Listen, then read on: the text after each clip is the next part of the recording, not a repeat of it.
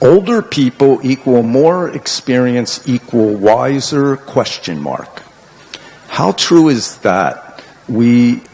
As we are always taught to listen to people who are older than us since they have more experience and are thus wiser. You know, when I was young, there was a saying, never trust anyone over 30. It's a little bit the opposite of Confucian teaching, right? Also, a couple of years ago, I think 3 or 4 years ago, everybody heard about this ferry in Korea that sank.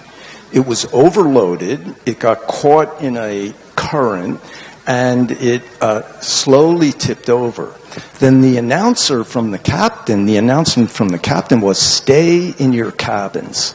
But as it tilted more and more, finally when the water was coming in, nobody could get out of their cabins. So the people who listened to the elder died. The people who didn't listen and left their cabin were up on deck and could jump off into the water.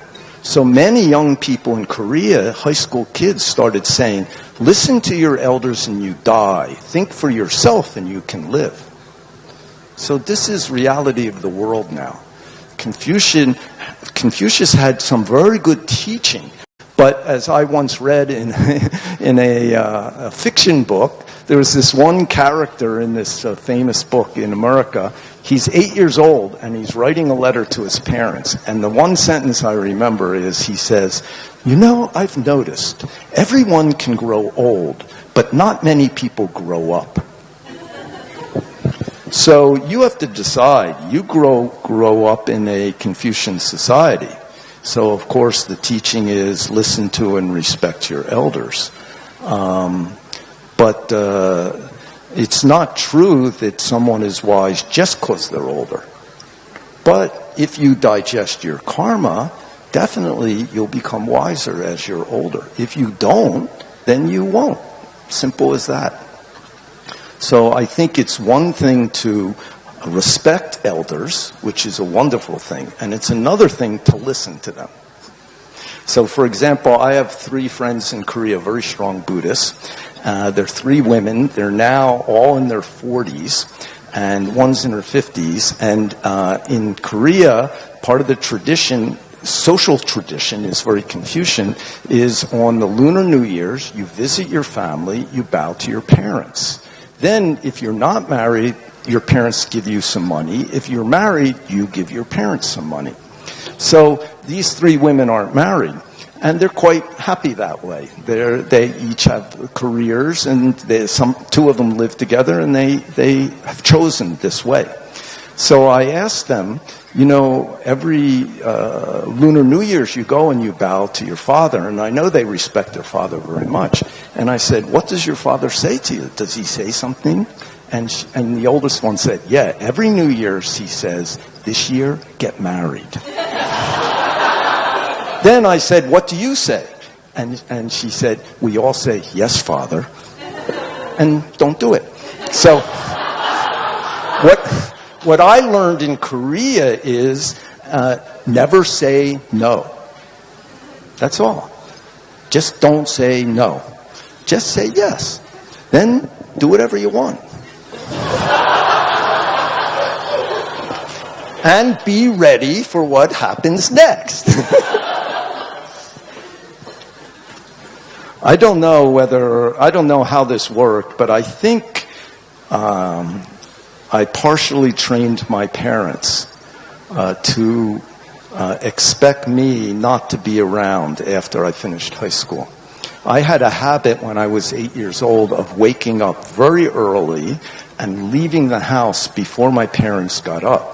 And I'd go down to my schoolyard, and I'd always be the first kid there, and I'd just hang around for about an hour until my friend showed up. And my father, when he woke up, he'd see that I had left and I hadn't eaten breakfast. So then he'd walk down the schoolyard, make me come back. So after that happened a few times, I figured it out. So, you know, most American kids, when I was young, ate cold cereal for breakfast.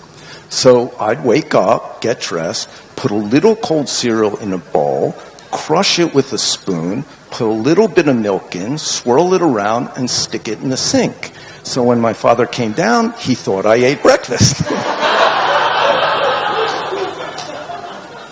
So I think they weren't surprised when I disappeared soon after finished high school and never lived there again. So, it's important to respect people. You know, if you get married, your first obligation is to your parents. You are following your parents' social style. So you have obligation. Monk and nun have obligation to their teacher, their monk or nun teacher. If the teacher becomes sick, they must take care of their teacher. If their teaching needs help, they must do that. But the lay people, you follow your parents' lay life, then you have obligation to help your parents. But you have to learn to think clearly for yourself.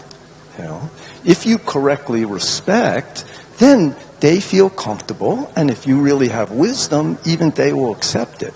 But even if you have some kind of wisdom, but you don't know how to express respect, then they don't like you. Then maybe when you're older, your children do the same thing to you. So I think respecting everybody, not just the parents, everybody, the person you buy something from in a store. You know, people can be so nasty to strangers for no reason. I don't know here, but I see in Hong Kong many times. You go to a restaurant and people think like, I'm the king and you're the servant. That's terrible. That's also a human being, you know. So if we're Buddhists, treat everybody with respect. Not only everybody, dog, cat, universe. Respect means don't be stupid. You know, don't pet every dog. Some of them are nasty. The way to respect them is stay away. Leave them alone. Don't irritate them, you know. So very important. So nowadays, I don't know in Chinese society in Malaysia, but in Korea, there's big change going on, and it's not easy for people to adjust to. The whole Confucian sensibility of society is falling apart. Young people don't trust institutions. They don't trust organized religion or government or schools or businesses because too many older people, rotten, greedy, narrow-minded, corrupt.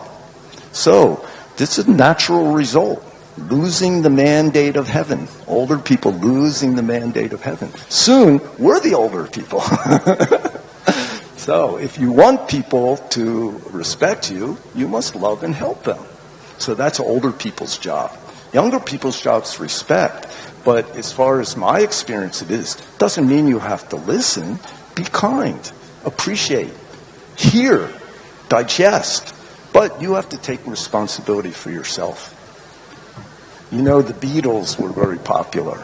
And one day I was in the Zen Center. I couldn't sleep one night, so kind of bored. Somebody had a Beatles songbook. And it had every single one of the songs that they published. I don't know, 300, 400, 500 songs in chronological order. So I started to look through it. You know, I was bored. I remember all those songs. I was middle school when they appeared.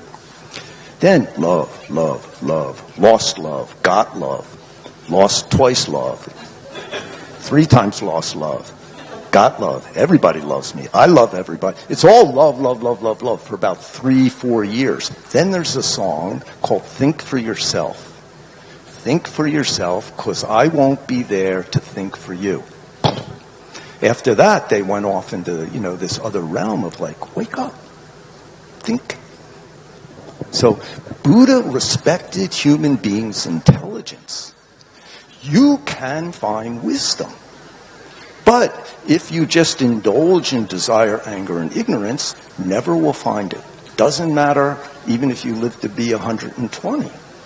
So already you ran into Buddha's teaching. Already you found a good temple that is faithful to Buddha's teaching, not using Buddha's teaching to, you know, attract people.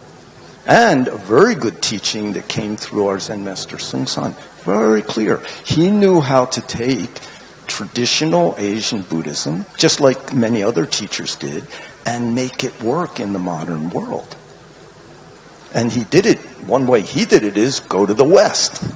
And then bring some of that back here because Asian society is mixing with Western society for good and for bad.